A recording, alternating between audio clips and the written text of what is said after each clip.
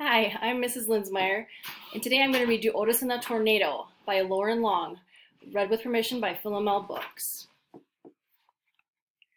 Life was calm on the farm where the friendly little tractor named Otis lived. It was summer. The sun shined bright, the birds chirped, and after all the work was done, Otis and his friend, the little calf, liked to play. They would gather all their farm friends for a grand game of Follow the Leader.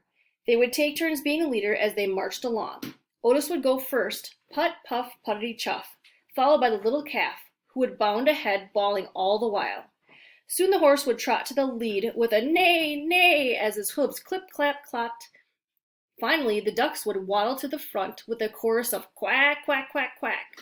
They all followed the leader, up by the apple tree, around the barn, down the rolling hill, past Mud Pond, beyond the cornfield, across the meadow, and along the banks of Mud Creek. What a fun crowd they were. Everyone was so friendly, except the bull. The bull was nobody's friend. When he was not in his pen, he was kept in a pasture all by himself.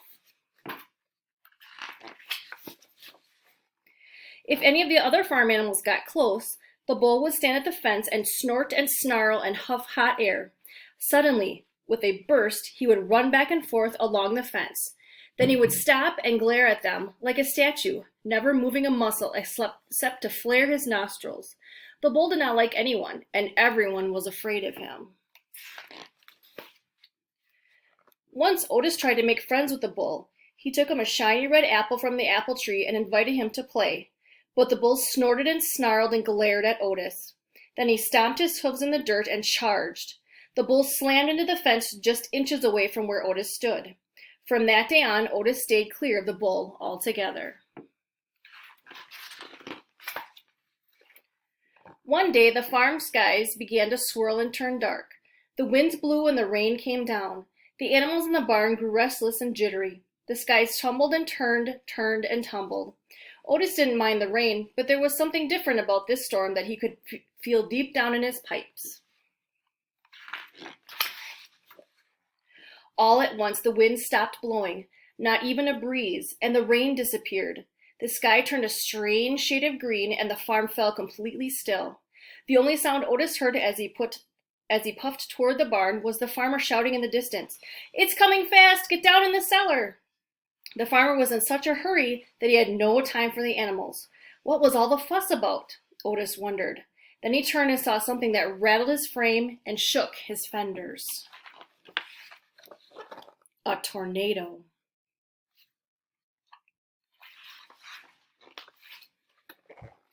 And it was heading straight toward the farm. What would happen to all the animals locked in the barn? Otis sprung into action. He nudged the latch of the little calf's stall until the door swung open. Next, Otis freed the pig and the sheep. The winds howled closer. He stretched to unlatch the horses and the cows' doors at the same time.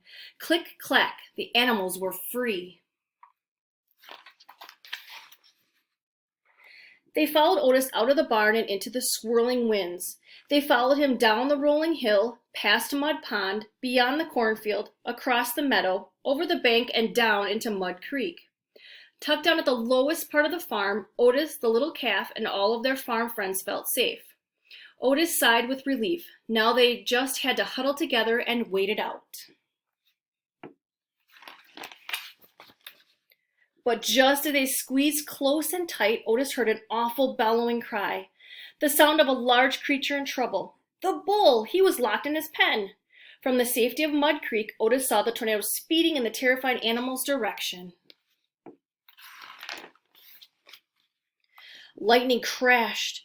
The tornado howled. The bull screamed, and in a flash, Otis was gone. He raced across the meadow, put, puff, puttity chuff, beyond the cornfield, past Mud Pond, and up the rolling hill to the bullpen. Otis found the bull tucked under the shed, shaking in fear. Otis tried to unlatch the gate. It was locked. He slammed his head into it. The gate shook, but he held firm. Otis rammed it again. The gate teetered. The bull wailed like a baby. Otis spun around, threw himself in reverse, revved his engine, and charged backward into the gate. Crash! The gate shattered into pieces. Otis shook himself off, gave the bull a friendly chuff, and peeled out.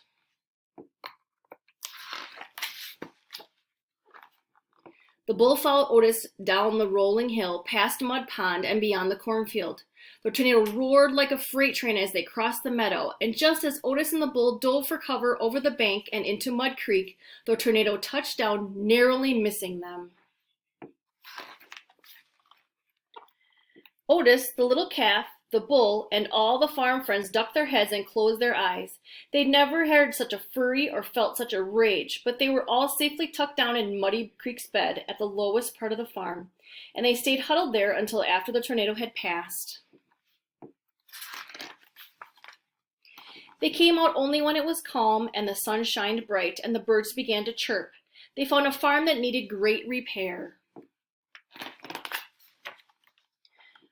When the work was all over and it was time to play, the farm friends discovered they had a new playmate. This one snorted and stomped his hooves in the dirt. He flared his nostrils and huffed hot air. But instead of a snarl and a glare, he wore a happy grin and a friendly gaze as he took his place in line with Otis and the little calf in a grand game of Follow the Leader. The end. I hope you enjoyed the story.